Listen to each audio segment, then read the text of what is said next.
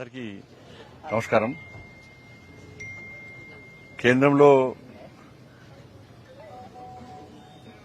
NDA ప్రభుత్వం, నరేంద్ర మోడీ గారి ప్రభుత్వం, నరేంద్ర మోడీ గారు ప్రధానమంత్రిగా బాధ్యత చేపట్టి నిన్నటికి 4,898 రోజులు, 4,398 రోజులు నిన్నటికి, 4,398 రోజులు నిన్నటికి.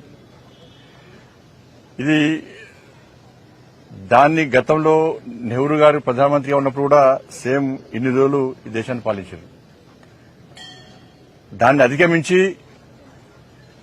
ఈరోజు 4,389 రోజులు, 99 రోజులు పూర్తి చేసుకుని ఇవాళ 4,399 రోజులు ఇవాళ పూర్తి చేసుకుని నెహ్రూ రికార్డును అధిగమించి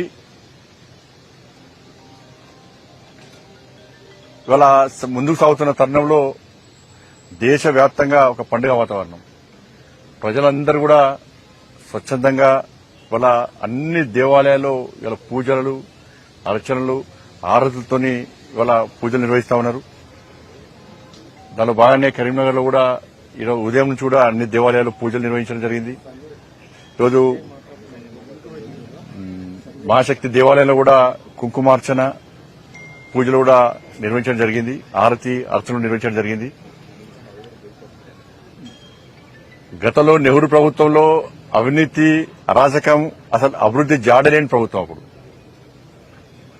కానీ ఇన్ని సంవత్సరాలు, ఇన్ని రోజులు, నిరంతరం 12 సంవత్సరాలు ఏ అవినీతి మచ్చ లేకుండా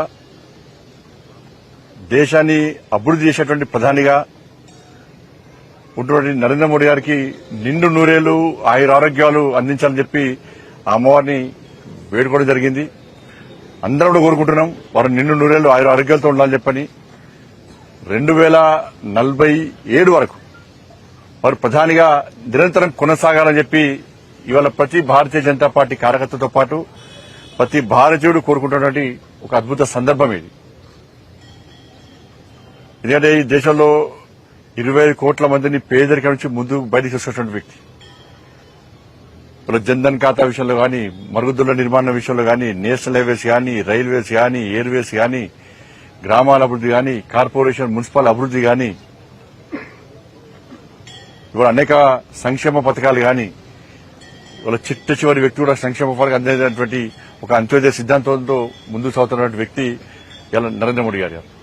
ఇలా బాబాసాహెబ్ అంబేద్కర్ స్ఫూర్తితో ఈ దేశాన్ని పాలిస్తున్న వ్యక్తి నరేంద్ర మోడీ గారు. అటువంటి మహానుభావుడు 2047 వరకు ప్రధానిగా కొనసాగాలని చెప్పి, నిండు నూరేళ్లు ఆరోగ్యాలతో ఉండాలని చెప్పి అందరం కోరుకుంటున్నాం. తప్పకుండా అమ్మవారు కరుణిస్తారు.